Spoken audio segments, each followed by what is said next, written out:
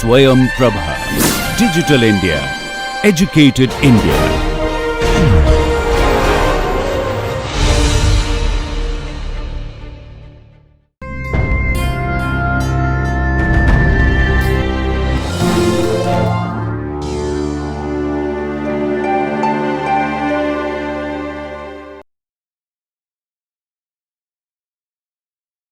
If you have the relationship, for example, here if you see the property delta P is related with the delta delta G, you can relate delta delta G equal to some constant plus m into delta P.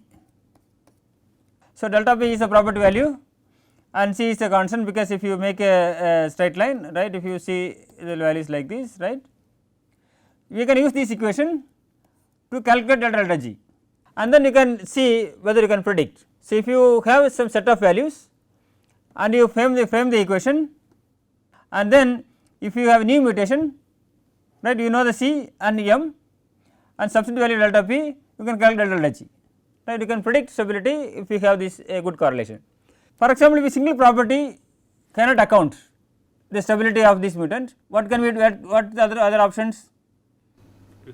You can have many properties. We discussed about 14 properties, right, physical, chemical, energetic and conformational, right.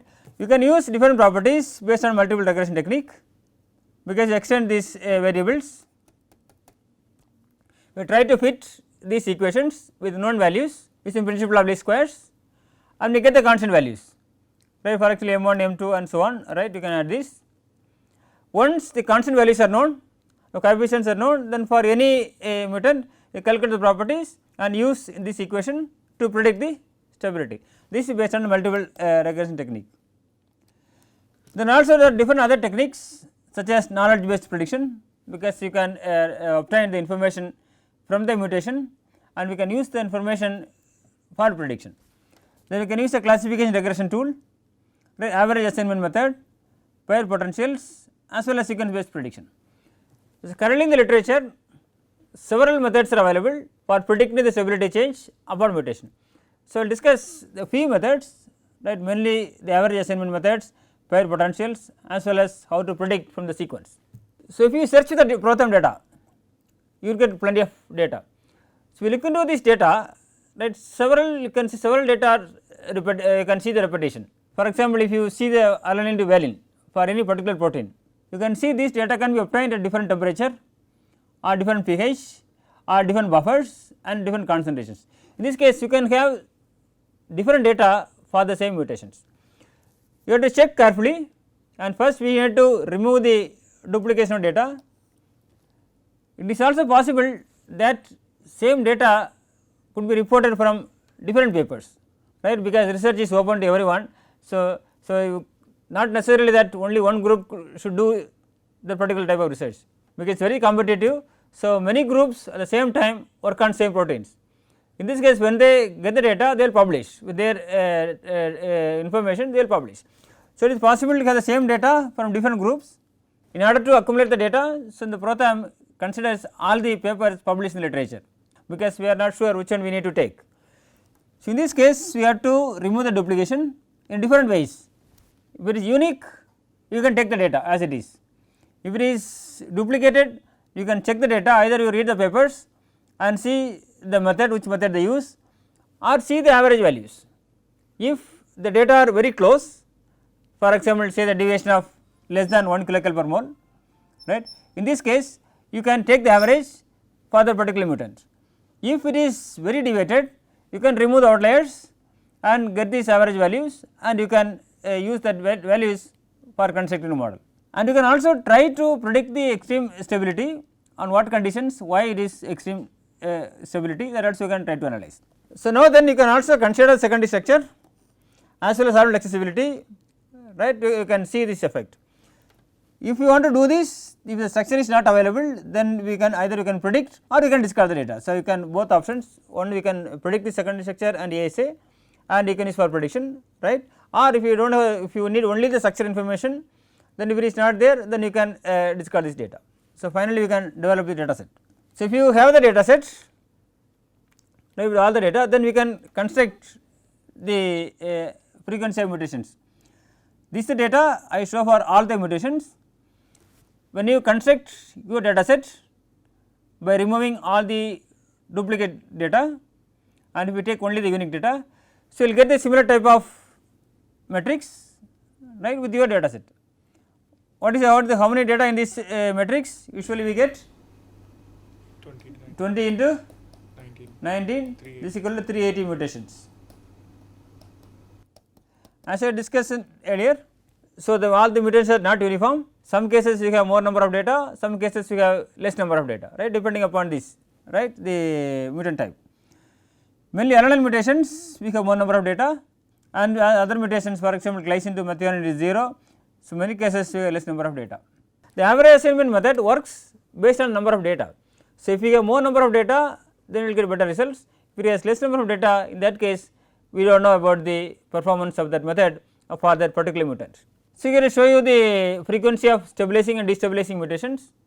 We use a specific particular conditions, for example neutral pH, right. If it is 7, we can take 5 to 9 and particular temperatures, and finally we collected all the data and we classify into two groups, one is stabilizing and one is destabilizing. So, here if you see the numbers, they are given for the destabilizing mutants, and the one in the parenthesis are the one for the stabilizing mutants. If you see this table, we can derive some conclusions. For example, some mutations, for example valine to alanine, right. Where is valine to alanine? Here. Most of the mutants are destabilizing. How many totally how many mutants? 48, right. 48, 44 are destabilizing. That means more than 90%, about 90%, right. Likewise, if you can you find some other mutations which are mainly destabilizing, say W2 alanine, here totally 10 mutants and all the 10 are destabilizing, right, this is also destabilizing. So, any other examples? Phenylalanine to alanine, phenyl F2A, right, yeah, this is F2A. If you take F2A, how many mutations? 27 or 27, 25 are destabilizing, right. Like it's Y2A, this is 23,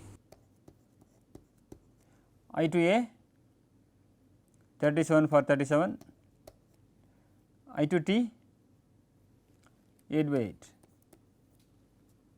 So, from this frequency table you can see that some mutations are always destabilizing or most of the times they are destabilizing. This is unique data that you can get from this Proteome database with some conditions.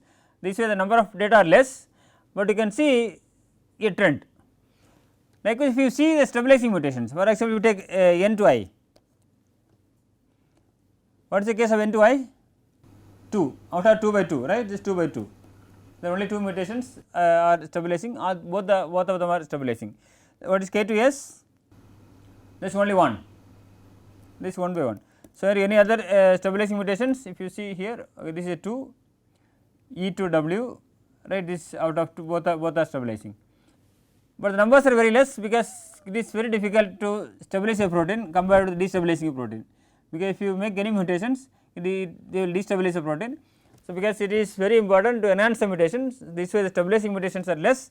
So, this is the reason why the numbers are less.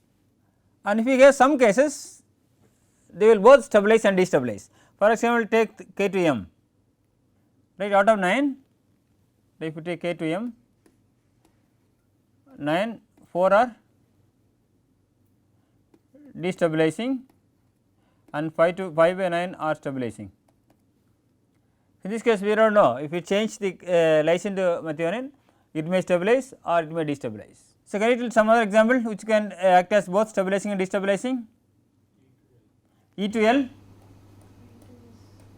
what is E to L? E to L 2 comma 2, this is what are 4, 2 are 50%, right, it just we do not know.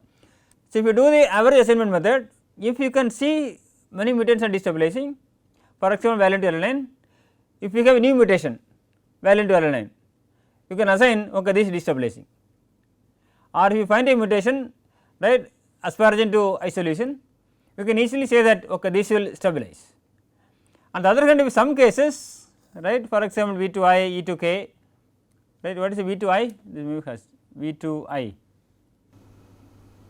8 and 10, 8 by 18 and 10 by 18, right. In this case we do not know whether stabilizing or destabilizing. With the maximum number we will take stabilizing, right. In this case we will have a lot of negative values, right. So, we assign these numbers and we can predict the stability change, whether this will increase or this will decrease. It is very easy. Make a matrix. Now, we know the stabilizing mutants and destabilizing mutants, and you can make a table. These are the mutations which stabilize, and these are the mutations destabilize. If it is 0 0, then we do not know, we cannot predict anything. For any mutation, if we take a protein, each location, it can be 19 possibilities, right. You can do these mutations, right, and get the percentage accuracy with known data. We can get about 60 to 70%, up to 70% accuracy you can get, depending on the data, because in this case we will get the very high performance, because these mutations are very frequently occurring mutations. In this case your accuracy is very high.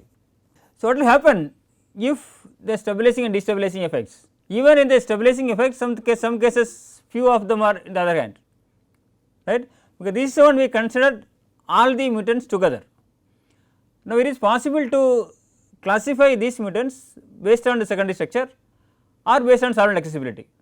If you classify this based on secondary structure, we can make 3 classes: helix, strand and coil. If you classify based on accessibility, then also we can make 2 classes or 3 classes, right. For example, buried or partially buried or exposed and exposed, right. You can make 3 groups of secondary structure, 3 group for accessibility, then you have 3 matrix based on secondary structure and 3 matrix based on accessibility, right. Then if the new mutations come, you will check the secondary structure. If this is helix, then pick up from the matrix from the helix. If it is strand, then pick up the matrix from strand. Or you can take this is buried, if from the buried, and the exposed from the buried exposed, right. Then you can combine, make 9 matrices. For the helix based on solvent accessibility 3, for the likewise strand and coil 3 by 3 multiplied by 3, we can get 9 matrices if you classify based on both secondary structure and ASA. Now, if you have new mutants, first you check what is secondary structure, what is solvent accessibility, then accordingly pick up the data, right. So, what is the disadvantage of having this classification? What is the advantage of having this classification? More accurate prediction. Yeah, advantage is okay, because even if the same mutation can stabilize and destabilize, depending on the location you can classify. In this case your accuracy will improve. Disadvantage, if you see, you do not get sufficient number of data, although here it is many zeros. If you classify, then all these 20 will be in the 9 groups with less number of data. So, the data is the problem. If you have more number of data, right, then it is easy to classify and you can get better predictions. This is a classification. Now, if you want to predict the real values, right, what can we do? For example, if we have these mutants, for this is C to A, it is 4, all the 4 we know the values, take the average, now this is the value, right, minus 1.9. These for the destabilizing, and for the stabilizing we give the values in the parenthesis, right, we have the values. So, now if we have a new mutation, right, for example, it is alanine to valine, so you can say this is minus 1.7, because this is the highest value, so put minus 1.7, then assign all the values and you can calculate the error. Then how to calculate the error? That is experiment minus predicted. You take the absolute, because either experiment will be higher and the predict will be higher, and you add up all these values and you will be n is the total number of mutants. You take the predicted values, take the absolute values and you can get this n. Also you can calculate the correlation, because we have the experimental values here, the predicted values also here. So, you can this is the experimental, this is the predicted. So, you can get the correlation.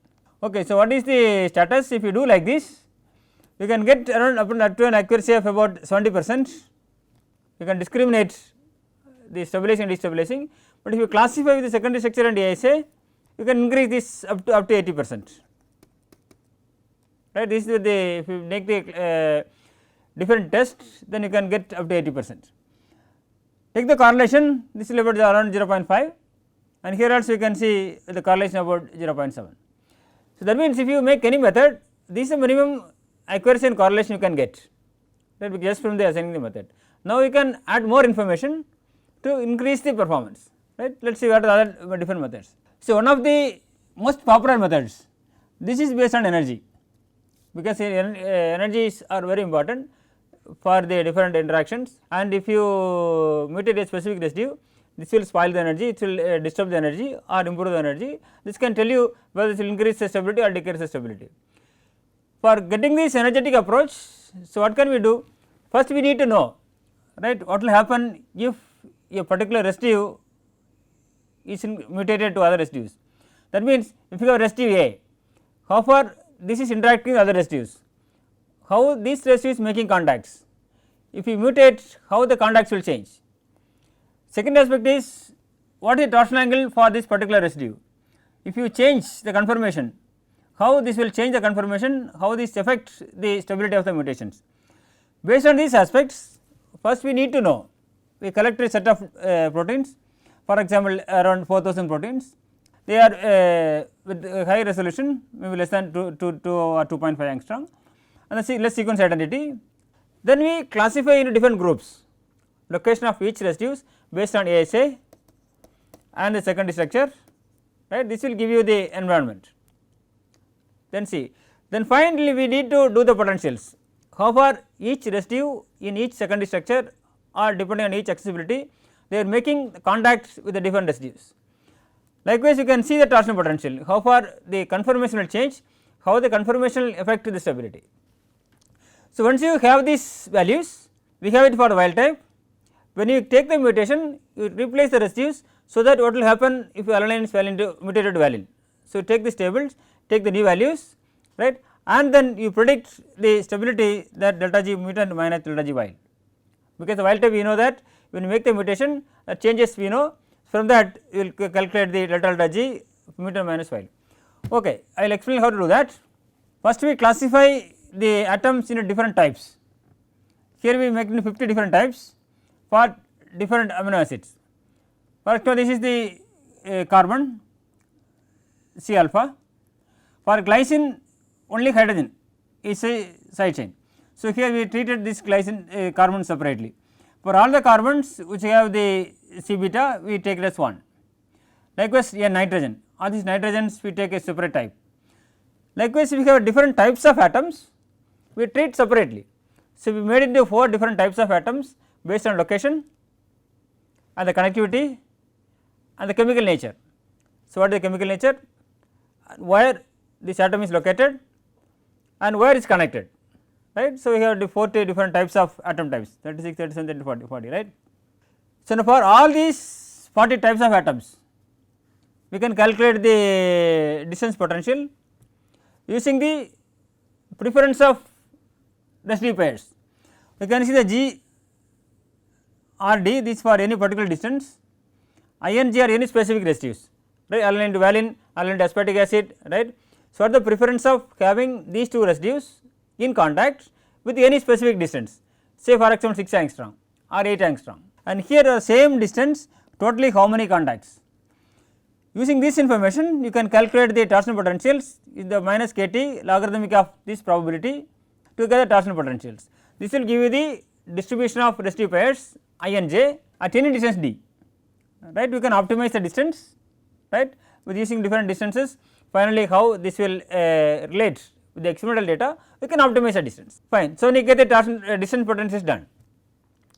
So second aspect, you can see the torsions, right, you can use this similarly, you can use same equation, delta G torsion, this is equal to G of phi and psi for any reference points, and normalize with any reference point, because they use various combinations and see what is the probability of having the particular conformation, right, compared with the all random conformations.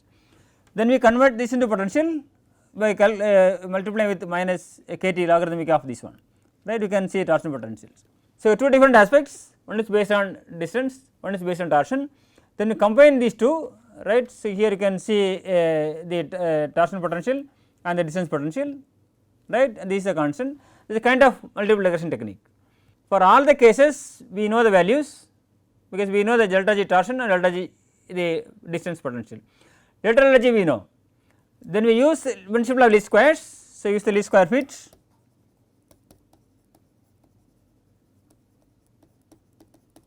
This will give you this B0, BA and then beta.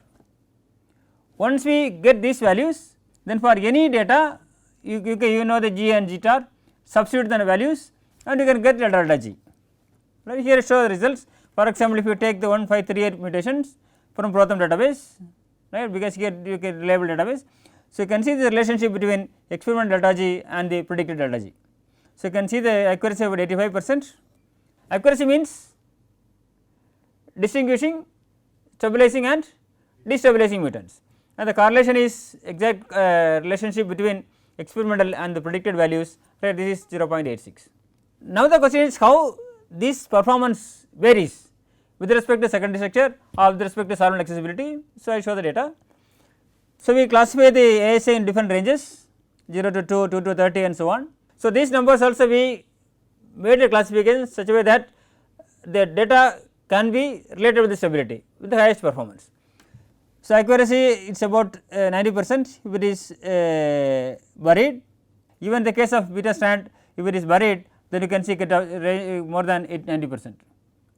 We discussed earlier with the buried mutations you can easily relate with the hydrophobicity and single property can also explain the stability, but the case of exposed, right, single property is very difficult to explain. This is the reason why we include the sequence information or structure information. Even if you add this structure information, the performance is only limited. So, we see here the 60%, 60 plus solvent accessibility in helix, the performance is about 80% and the correlation is around 0.85 and so on. So, for the buried one you can see it is higher. This for the sheet, the buried one you can higher performance, right, here also you can see. And importantly, if you notice here that the partially exposed case or partially buried case, okay, these values are less compared with the completely buried or completely exposed cases. Now, we can have a server, right, this is the CUPSAT server, right, CUPSAT, yeah. So, it takes the PDB ID, right, and you have to give the residue number and the which is the residue, either we need thermal or denaturant, right. If we predict stability, first it will automatically calculate the secondary structure and accessibility will calculate, torsion angulars it will give you. If there is any problem in the torsions, it will tell you the torsion is a problem. In this case, the results are not reliable. If it is fine, then we proceed to the next step. Then finally, here it will give this is the prediction results. For this mutation, for this isolation is mutated to all the 19 cases. And here the overall stability was stabilizing or destabilizing, torsions favorable, non favorable, and you can see the delta predicted delta delta G. So, one stretch you can get all the values for all the 19 mutations. This case it requires the structure, because we need to calculate the distance potential and the torsion potentials, that requires structure.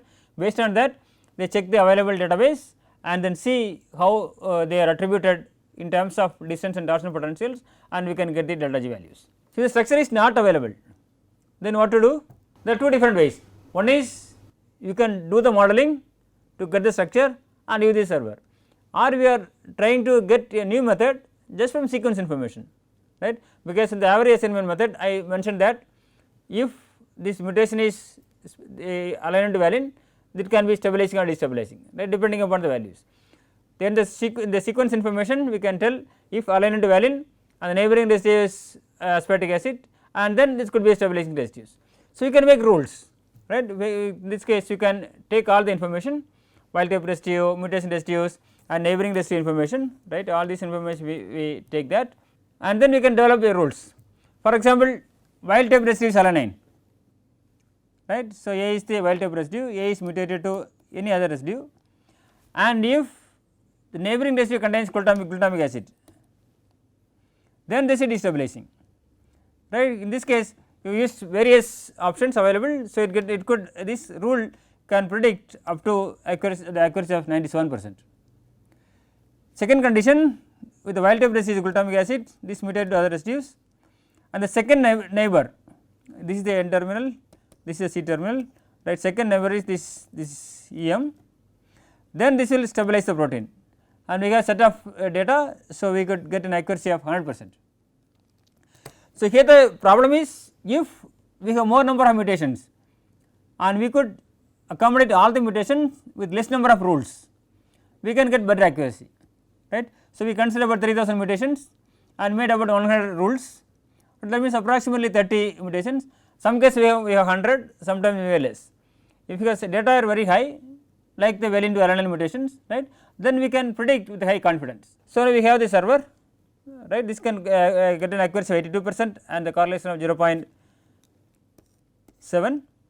So, this is server, it will take the mutation residue and this wild type and the mutation residue, right. Okay, this is the wild type, this is mutant, right. So, we have neighboring residues. Now, we can if we click predict, this will tell you the whether it is stabilizing or destabilizing, right. This will tell you this is the stability change, this is the stabilizing or destabilizing, right, and this already gives some information, how many hydrophobic residues nearby based on this mutation and so on. So, one example I give T225UQ, right, here the experimental TM is 33 degrees and our prediction is also minus 0.97, both are destabilizing, but here we know that only the TM values, but that is anyway higher than 2 to 3 times higher than the delta G values. So, you can use the server also if you the structure is not available, right, you can use server for predicting the stability upon mutations. So, summarizing, so what did we discuss today? Stability upon mutation, right. If we have which database we use? Protham. So, if data is available, first you can try to relate the amino acid properties with stability. Stability values you can get from delta G or delta Tm. Properties, which are various properties? Physical, chemical, energetic, conformation properties. So, you can relate with the correlation coefficient, right. Because delta G we know delta G mutant minus delta G wild. Properties we know delta B mutant minus delta B wild. For all mutations you can relate with the correlation. So, this will tell you which properties are important for explaining which type of mutants. Then we can develop different methods, either from regression techniques or average assignment method or different potentials, right, to predict the stability. Well, also you can use different rules for predicting the stability of these mutations. So, we derived various structure based parameters, sequence based parameters, and these parameters have potential applications, right, because we discussed about regression techniques, right. So, we can use all these parameters for predicting the stability of mutants as well as other potential applications, for example, to understand the folding rates or to understand how the proteins interact with other molecules and so on. So, that I will explain in the subsequent classes. Thanks for your attention.